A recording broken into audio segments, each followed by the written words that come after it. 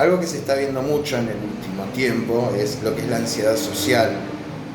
La ansiedad social tiene que ver con el miedo desenfrenado que genera una situación de interacción, de una relación interpersonal.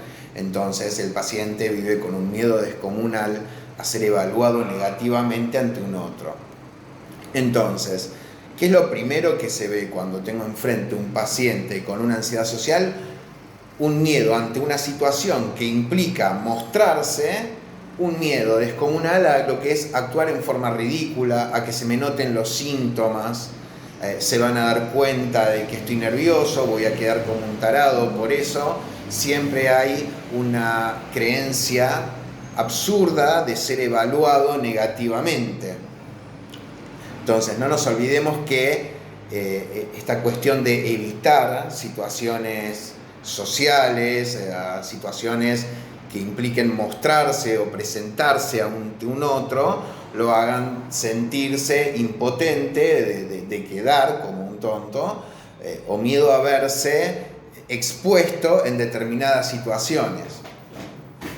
Entonces, ¿cuándo se da más estos casos? Generalmente se da en personas muy inseguras que tienen un antecedente que tiene que ver con haber sido muy tímidos, haber sido muy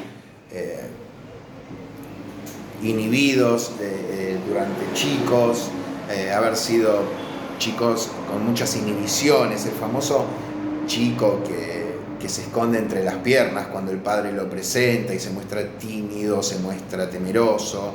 Esto tiene que ver con una cuestión de inseguridad que trae desde la infancia, ya sea por padres que no dieron en lo que es la formación de lo que es la autoestima, de lo que es la seguridad en sí mismo. Entonces, se da más en mujeres que en hombres, según las estadísticas, según el DSM-5, más allá de que yo en el consultorio veo todo lo contrario, se da mucho más en hombres que en mujeres.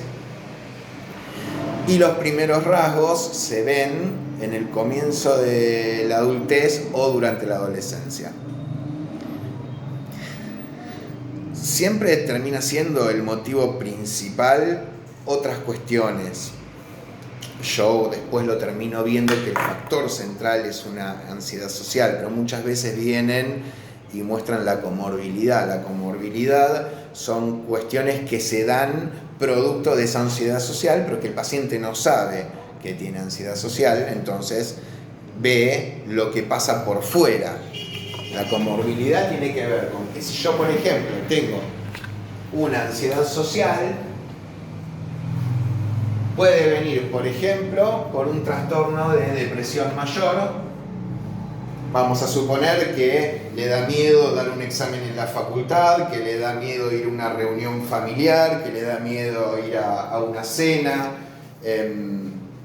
Tengo un paciente que, y acá tenemos otra comorbilidad, que es el consumo de sustancias, o adicción, vamos a ponerle, que el paciente cada vez que tenía que ir a una reunión que implicaba amigos propios o cuando iba a la casa de la familia tomaba mucho alcohol porque creía que así se iba a desinhibir, y lo cual le traía mayores problemas.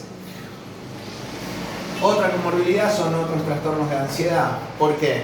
Porque si yo, por ejemplo, voy a una reunión y por miedo a hablar empiezo a transpirar, empiezo a tener ataques de pánico, empiezo a tener situaciones en las cuales me quiero encerrar en el baño. Entonces puedo tener ataques de pánico, puedo tener agorafobia, es decir, puedo tener otros trastornos de ansiedad, pero que en realidad nacen de lo que es la ansiedad social, que es este miedo a ser evaluado negativamente ante otra persona. Tengo un paciente que para esta cosa que tenía de las qué mujer se va a fijar en mí, se armó una cuenta de Tinder y cada vez que tenía una cita tomaba de más. Entonces, obviamente, esto provocaba el rechazo de la persona con quien salía, lo cual traía la profecía autocumplida. Venir al consultorio y decir, las minas me rechazan. Eso por un lado. Por otro lado, tenemos lo que es la cuestión fisiológica, lo que es la cuestión cognitiva y lo que es la cuestión conductual en cuanto a sintomatología. Fisiológico, tengo que dar un examen o tengo que ir a una cita o tengo que estar en una reunión, empiezo a sentir palpitaciones, transpiración, se me seca la boca, me pongo colorado, malestar estomacal, el famoso estoy cagado. En cuanto a lo cognitivo, tiene que ver con esta creencia. Voy a quedar como un estúpido, se van a dar cuenta que estoy nervioso. Si no hablo, van a pensar que soy tarado. Si hablo, van a cuestionar lo que dije. Entonces aparece lo que es la sintomatología conductual, que es el reaseguro. Cada vez que tengo una situación que me implica mostrarme o tener una situación social, me quedo en mi casa, la evito. Por eso yo siempre hablo de que fundamental es la exposición. La exposición es enfrentarme al miedo y después evaluarlo. Esta exposición se puede hacer en el consultorio, de hecho yo la hago mucho en el consultorio, que es imaginar la situación temida y practicar con habilidades sociales cómo poder manejarme en la situación, primero que yo temo, y segundo, cómo reaccionar ante determinadas situaciones que se puedan ir dando en esa reunión. Pero siempre trabajando la creencia. No nos olvidemos que yo tengo tres planos. En el primer plano está lo que yo pienso de mí mismo, en el segundo plano lo que el otro piensa de mí mismo, y en el tercer plano está lo que yo creo que el otro está pensando de mí. Es decir, el otro va a reflejar lo que yo pienso de mí. Si yo estoy pensando que voy a quedar como un estúpido, voy a creer que el otro está pensando lo mismo. Es decir, lo que estoy haciendo no es más que una traslación de lo que yo pienso de mí mismo. Por lo cual, la reestructuración cognitiva, que yo trabajo en el consultorio, es modificar la manera en la cual yo me percibo a mí mismo para dejar de ponerlo en los ojos de un otro. Y lo que se ve mucho en estos casos es la consecuencia que trae. Primero, el déficit tanto en lo académico como en lo laboral. Muchas personas dejan la facultad porque les da mucho miedo rendir finales, porque los finales son orales. Muchas personas empiezan a disminuir en lo que es la cuestión laboral, por lo cual terminan perdiendo el trabajo o terminan teniendo problemas ante sus superiores, justamente porque esta ansiedad social hace que el jefe les dice algo y ya lo toman como algo personal, temen reaccionar, temen contestar, temen manifestar lo que les pasa. Entonces hay una creencia negativa de uno mismo.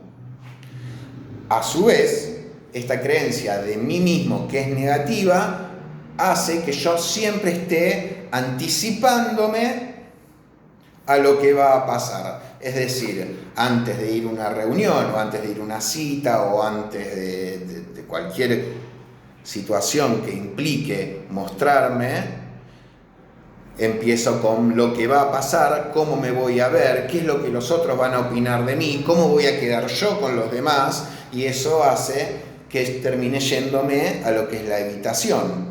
O que enfrente la situación y después haga un análisis de cómo me fue en la reunión. Pensando que quedé como un estúpido, que se dieron cuenta, no me van a llamar más, no me van a invitar más. Entonces hay primero una negación en el sentido de hacer una evaluación negativa anticipatoria de lo que va a pasar y después hacer un análisis negativo de lo que pasó. Esto llevándolo obviamente a una depresión. Por eso yo siempre hablo de que la ansiedad y la angustia son dos caras de la misma moneda. Primero se cae en un trastorno de ansiedad. Si ese trastorno de ansiedad no se trabaja con una terapia, puede llevar posteriormente a una depresión, porque siento que mi vida no va a cambiar, que voy a estar expuesto a esto toda mi vida, que toda mi vida me va a pasar lo mismo, que no voy a poder salir de esto, y esta creencia absurda o irracional de que no voy a encontrar salida es la que me lleva a la depresión. ¿Por qué? Porque empiezo a hacer una predicción futura que es catastrófica.